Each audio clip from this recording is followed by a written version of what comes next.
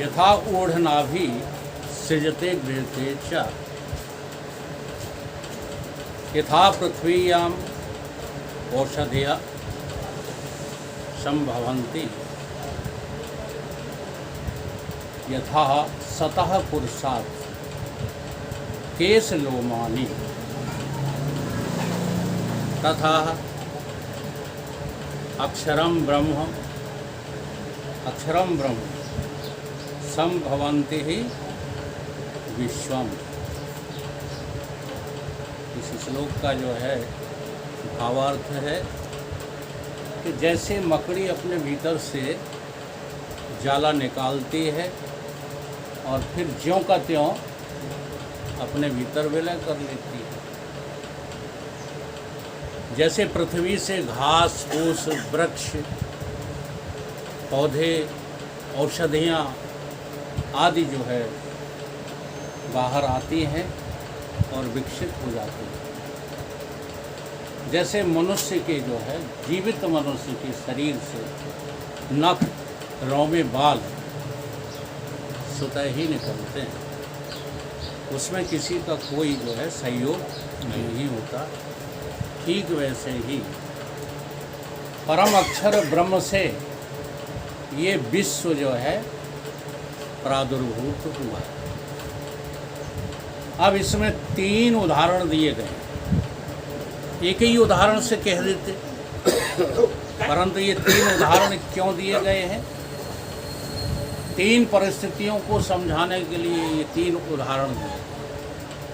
पहला उदाहरण क्या है?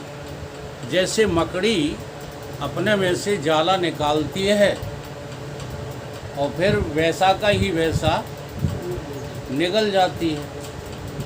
इससे क्या तात्पर्य है? इसकी समता जो है पारब्रह्म परमात्मा से क्यों की गई है? इसलिए की गई है कि परमात्मा जो है मकड़ी की ही तरह किसी का भी आश्रय नहीं है। परमात्मा को ये जगत बनाने के लिए किसी की जरूरत आवश्यकता नहीं पड़ती, स्वतः ही वो अपने में से ये जगत को निकालता है और स्वयं ही उसको जो है अपने में विलीन कर लेता है। अर्थात इसका अर्थ क्या हुआ कि वो परमात्मा, वो चेतन इस जगत का निमित्त और उपादान कारण है। निमित्त भी है और उपादान भी है, इसलिए उसे किसी भी जो है और कारण की आवश्यकता नहीं पड़ती।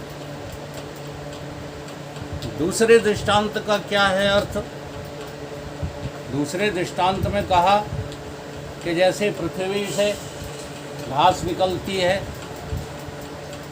वृक्ष निकलते हैं, पौधे निकलते हैं, बेलें निकलती हैं, औषधियाँ भी निकलती हैं, लेकिन पृथ्वी किसी का न तो पक्ष लेती है और न पृथ्वी किसी के जो है विपक्ष में रहती है।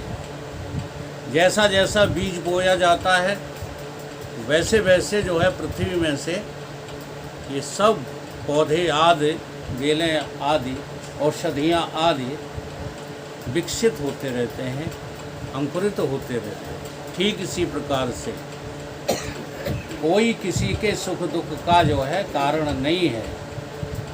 परमात्मा किसी भी जो है जीव का समर्थन नहीं करता और परमात्मा किसी भी जीव के पक्षपात से जो है विरोध में नहीं जाता, पक्षपात में नहीं रहता।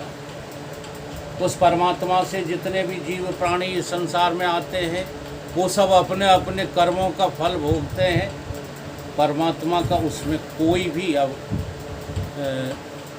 अभिनय, कोई भी रोल नहीं है।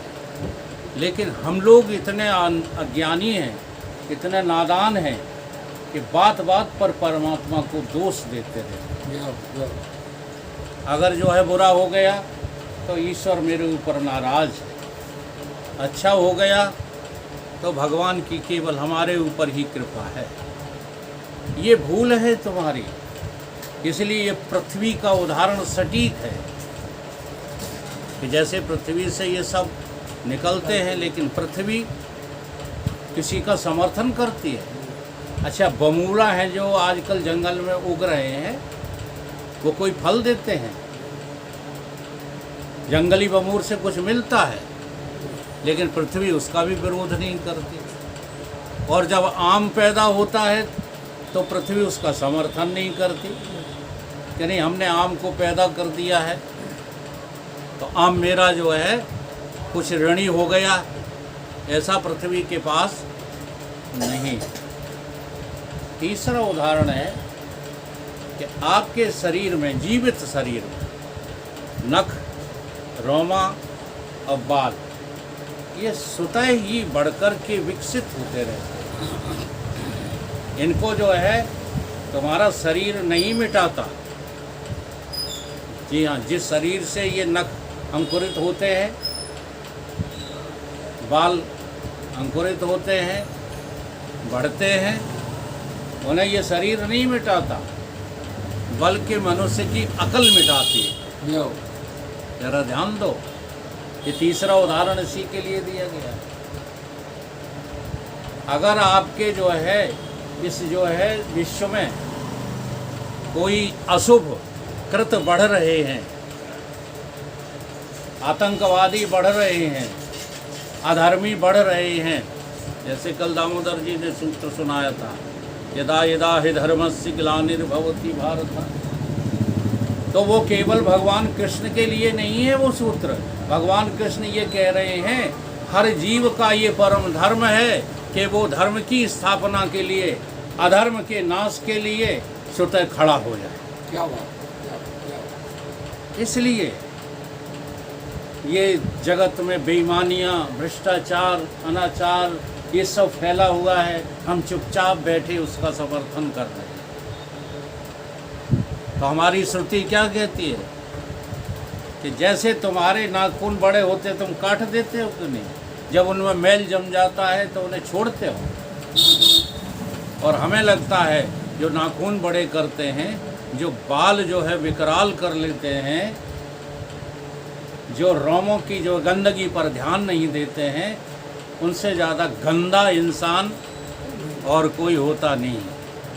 बाल उतने ही रखे जाते हैं जितने की सफाई हो सके, नाखून उतने ही रखे जा सकते हैं जिससे हमारी अधार्मिकता, असुरता सिद्ध ना हो। नहीं तो थोड़े बड़े हुए, परंतु क्या बताएं, आज फैशन ने देश बर्बाद कर दिया। आज लड़कियां नाखून रखने का फैशन करती हैं, पुरुष नाखून रखने का फैशन करते हैं, जाके नख और जटा विशाला। क्या बात। कलयुग में वही जो है तपसी है, हाँ वही जो है पूजनीय है। तो वो सब तमाशा है। कोई जटा रखाने से, नख बढ़ाने से, रोम गंदे रखने से पूजनीय नहीं हो जाता है। क्या हो जाता है? पूजा तो सदैव जो है चैतन्यता की होती है, जड़ता की कोई पूजा नहीं करता है। तो तीनों उदाहरणों से हम किस सिद्धि पर पहुँचे कि सारे जगत का उपादान और निमित्त कारण कोई और नहीं, आत्मा ही है। अब ये जो उदाहरण दिए गए हैं वो सब आपके ऊपर घटते हैं, केवल आपको उस तरफ ध्यान देना है। आपके अलावा और कोई नहीं है ऐसा जो इस जगत का निमित्त कारण हो और उपादान कारण भी हो। निमित्त कारण बहुत मिल सकते हैं, जैसे मकान को बनाने का निमित्त कारीगर का है, किवाड़ों को बनाने का निमित्त बढ़ई का है, कुंभ बनाने का निमित्त कुंभकार का है। तो ये अलग अलग जो है निमित्त मिल सकते हैं, लेकिन एक ही साथ उपादान और निमित्त कोई नहीं मिलेगा। उपादान भी अलग मिलेगा तो वहाँ निमित्त नहीं मिलेगा। जरा ध्यान दो, अगर किसी कार्य का उपादान कारण तुमको मिल भी जाए तो उसका निमित्त नहीं मिलेगा, और निमित्त कारण मिल जाएगा तो उपादान कारण नहीं मिलेगा। परंतु सारे विश्व का निमित्त और उपादान कारण कौन है, उसे क्या नाम दोगे? वो है चेतन ब्रह्म। और वो चेतन ब्रह्म कोई और नहीं, हम स्वयं ही हैं। हमारे अलावा और कोई नहीं हो सकता। हमारी श्रुतियों में बड़ी गहराई लेकर के इन बातों को कहा गया है। इसी निमित्त और उपादान कारण से ही ये जगत खड़ा दिखाई दे रहा है। जगत की उत्पत्ति आत्मा से ही है। जी हाँ, अब ये बात जो है बड़ी गहराई से हमें समझना पड़ेगी। इसलिए सृष्टि की रचना के संबंध में हमारी श्रुति ने वर्णन किया कि हमेशा सृष्टि तप के द्वारा होती है। तप से अन्न, अब बड़ा जो है गहन विषय है, ये तप से अन्न कैसे पैदा होता है? तप से क्या पैदा हुआ? अन्न। और अन्नों से क्या पैदा हुआ? प्राण। ये श्रुति के जो है सूत्रों में सब अभिव्यक्त किया गया है। और प्राणों से पैदा हुआ मन, और मन से पैदा हुआ क्या? कर्म। और कर्मों से पैदा हुआ उसका फल, सुख और दुख। ये सृष्टि का जो है क्रम है। अब ये उपनिषद ने कहा है, श्रुति ने कहा है, तो ये सृष्टि कहीं बाहर नहीं बताई गई। ये सृष्टि तुम्हारे में विद्यमान है। लेकिन अब उन शब्दों का जो लक्ष्य है वो हम नहीं पकड़ पाते। जब अन्न शब्द बोला जाता है तो हमारे जो अर्थ कहाँ निकलता है? गेहूं, चना, दाल, बाजरा पर निकलता है। अन्न का अर्थ ये नहीं होता। अन्न से निर्माण किसका होता है? प्राणों का। अन्न जो है नहीं है तो प्राण क्या चीज है बता दो। तो अंतर्मुखी जब आप होंगे तब ये श्रुति के सूत्र सिद्ध होंगे। अर्थात जितना भी ये चक्र बताया है ये सब आपके भीतर चल रहा है। नहीं सामान कोई बाहर, बिना हथियार के कोई बनाए हैं भुवन 14, बनाना हो तो, ये ब्रह्मानंद जी का वाक्य। प्रभु सब में समाया है, समाना हो तो ऐसा। तो उपादान कारण क्या है? आपने उपादान कारण को ग्रहण किया, तो उपादान कारण क्या है? आपके भीतर, आपके भीतर उपादान कारण है, आपके भीतर निमित्त कारण है। और इस कारण को ध्यान में रखते हुए यदि आप कार्य पर नजर डालेंगे तो ये सृष्टि किसी और के द्वारा नहीं, आपके ही द्वारा रची दिखाई देगी। सृष्टि के रचयिता ब्रह्मा आप हैं, सृष्टि के पालन करने वाले विष्णु आप हैं, सृष्टि का संहार करने वाले शंकर भी आप ही हैं, और सृष्टि को जो है मनोरम करने वाले चंद्रमा भी आप ही हैं। गोस्वामी तुलसीदास जी ने सील लगाई, अहंकार शिव बुद्धि अज शशि मन चित्त महान, ये मनुज रूप सचराचर रूप स्वामी भगवान। मनुष्य रूप, मनुज रूप सचराचर। किसी हाथी को नहीं कहा, किसी शेर को नहीं कहा, बड़े से बड़े बलवान को, बड़े से बड़े बुद्धिमान को नहीं कहा। किसे कहा? मनुज रूप सचराचर। अब देख लो, ब्रह्म होकर के जो है ब्रह्म की तलाश में घूम रहे हो। कमाल है कि नहीं? कौन हो तुम? ब्रह्म। और तलाश किसको कर रहे हो? कहीं ब्रह्म को ही तलाश रहे हो और किससे तलाश है? अच्छी बात है, ये कोई बुरी बात नहीं है। अगर ब्रह्म होकर के तुम ब्रह्म को तलाश रहे हो तो ये आपकी खोज सफल हो जाएगी, ये असफल नहीं हो सकती। लेकिन आप ब्रह्म हैं और खोज रहे हो संसार। जितने वैज्ञानिक हैं सब संसार की खोज कर रहे हैं। देख लो, चंद्रमा की खोज ब्रह्म की खोज नहीं है, संसार की खोज है। किसी भी ग्रह नक्षत्र की खोज वैज्ञानिक तो है, आध्यात्मिक नहीं है क्या? और तुम इतने बड़े खोजी रहे हो, इसलिए जो है ऋषियों की संतान हो तुम, बंदरों की संतान नहीं हो। परंतु आज प्रचार किया जा रहा है, आज सभ्यता और संस्कृति का पतन होता चला जा रहा है। अभी बच्चों के स्कूल में मुझे 2 मिनट दिए गए कि आप 2 मिनट में कुछ कहिएगा, तो मैंने एक ही बात कही। मैंने कहा गुड मॉर्निंग बच्चों को सिखाते हो, अच्छी बात है। गुड इवनिंग, गुड आफ्टरनून बच्चों को सिखाते हो, अच्छी बात है। लेकिन उससे भी बढ़िया बात ये होगी कि हम अपनी जो है माता और पिता को भूलें ना। तो मातृभाषा जय श्री राम भी सिखाया करो, जय हो गया। जय श्री कृष्ण भी सिखाया करो। ये फारसी और अंग्रेजी और उर्दू पढ़ पढ़ करके बच्चे तुम्हारे जो है उस तरक्की पर नहीं पहुंच सकते जहां मातृभाषा हिंदी पहुंचा देगी, बल्कि देव भाषा संस्कृत पहुंचा देगी। आज हमारे समाज में संस्कृत भाषा का अभाव हो गया, और उसी अभाव के कारण से कुछ मतलबी लोगों ने उस संस्कृत भाषा का दुरुपयोग करके आज जगत को गुमराह कर दिया। हम ये नहीं कहते हैं कि तुम इस लोगों को रटो, लेकिन संस्कृत से इतनी नफरत क्यों करते हो कि संस्कृत की कोई चीज़ तुमने लिखी देख ली, तुम्हारा दिमाग खराब हो गया। ये तो केवल वो विश्व वहाँ पढ़ते हैं ना, बनारस में जो अध्ययन करके आते हैं वो ही जाने, ऐसा नहीं है।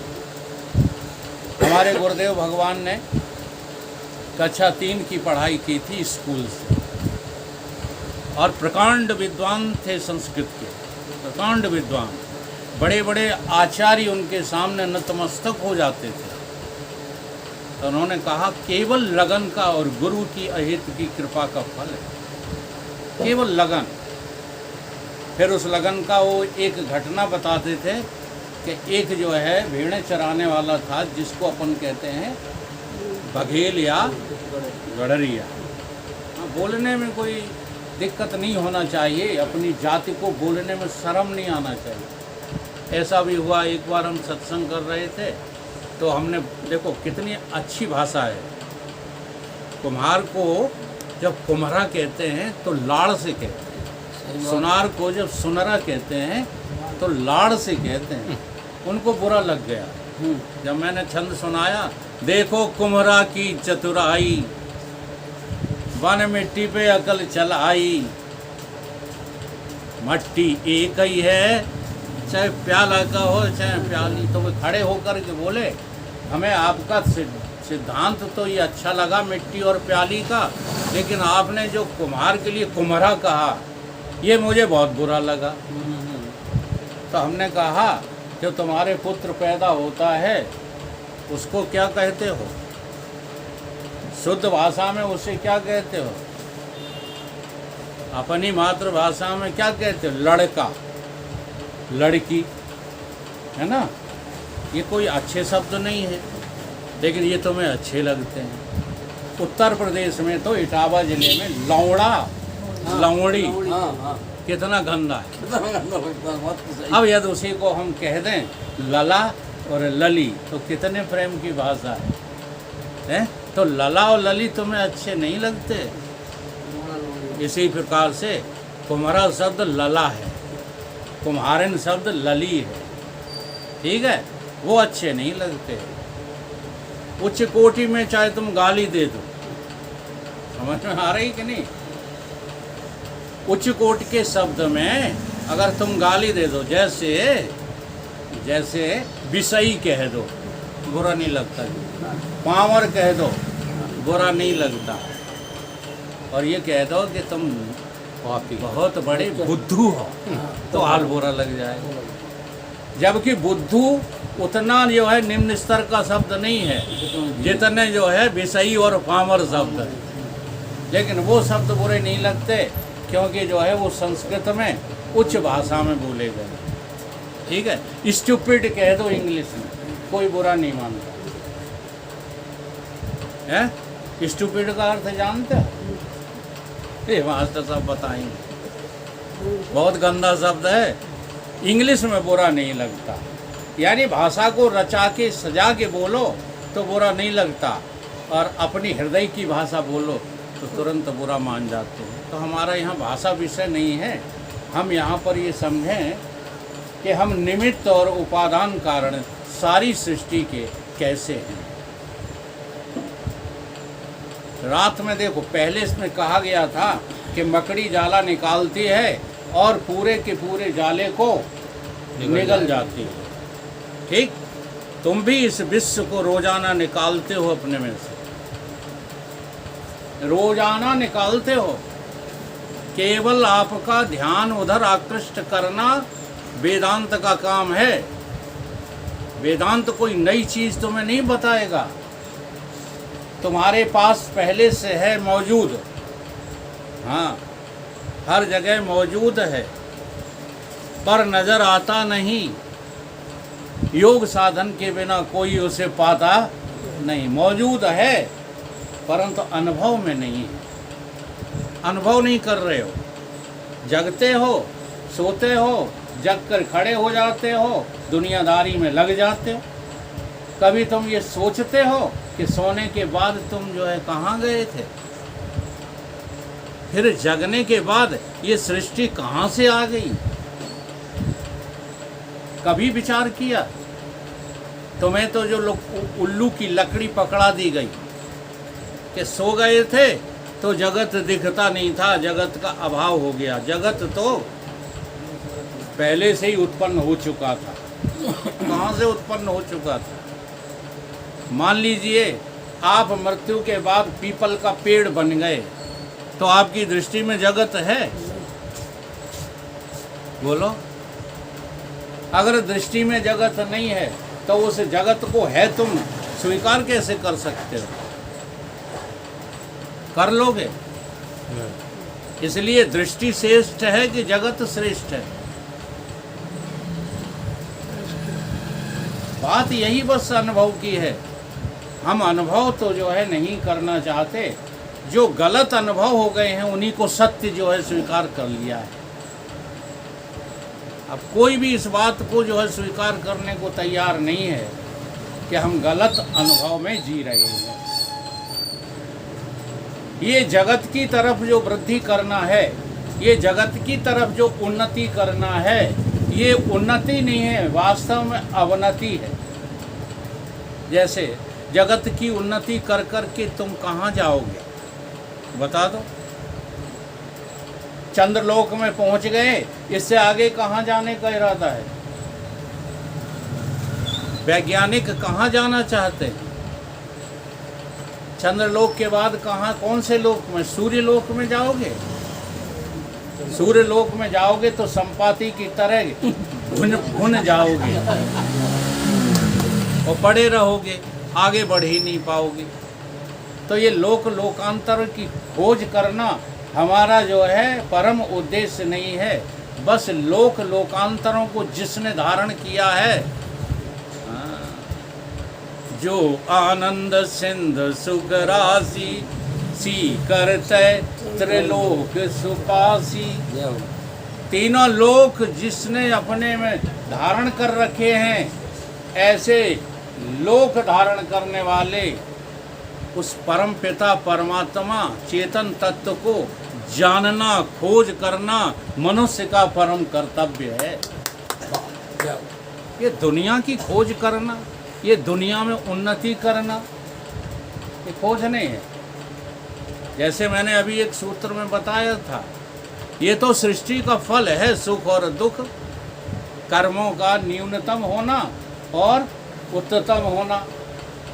उत्तम कर्मों का फल सुख होता है और निम्न कोटि के कर्मों का फल दुख होता है। इसलिए तुम उत्तम कर्म करोगे तो सुख स्वतः तुम्हारे पीछे फिरेंगे, और निम्नतम कर्मों में लग जाओगे तो दुखों से कोई बचा नहीं सकता। बड़े बड़े हमने जो है दुष्ट कर्म करने वाले योद्धा देखे, आखिरी में रोकर के ही दुनिया से गए।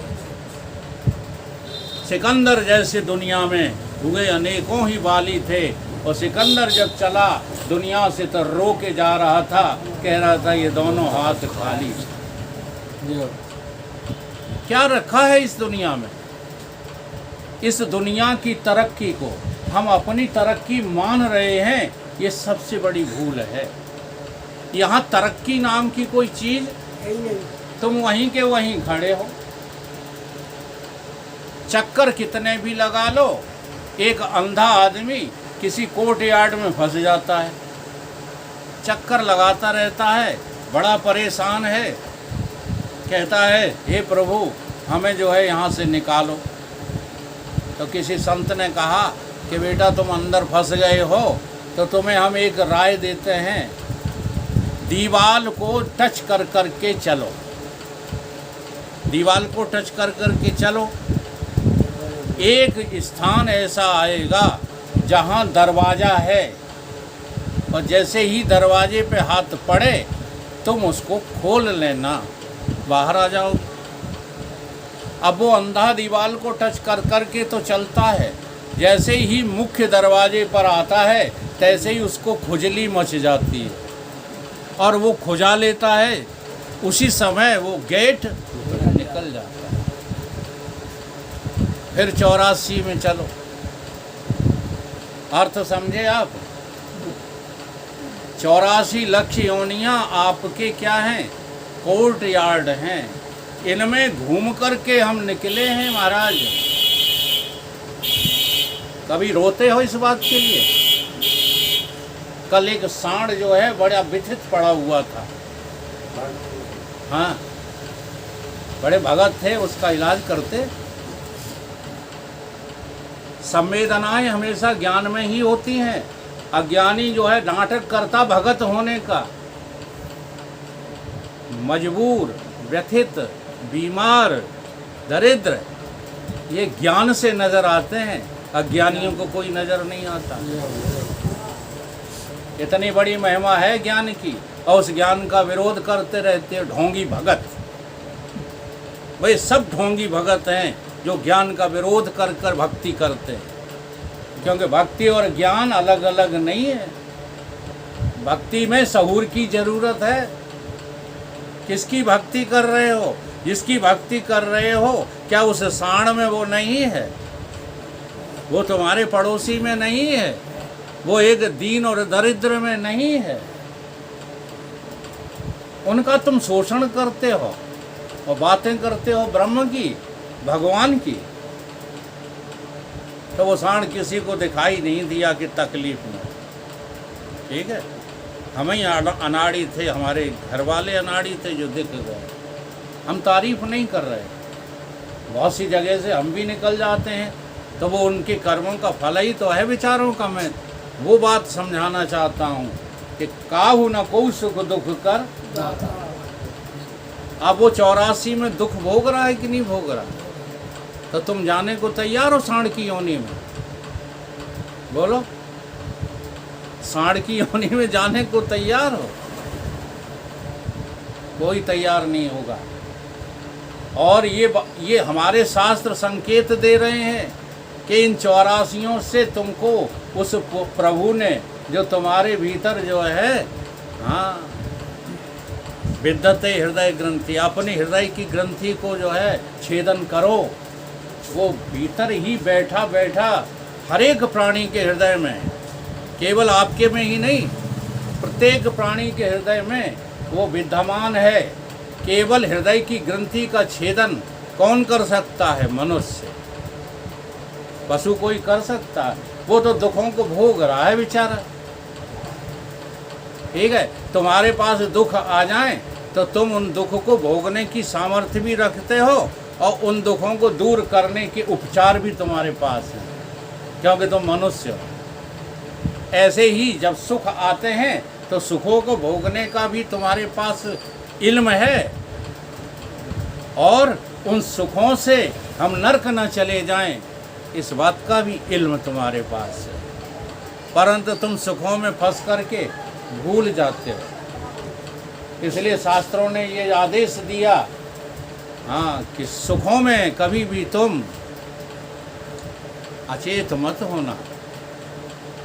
सुख के माथे सिल पड़े, जो नाम हृदय से जाए, और बा दुख को बलिहारियो, जो फिर याद कराए।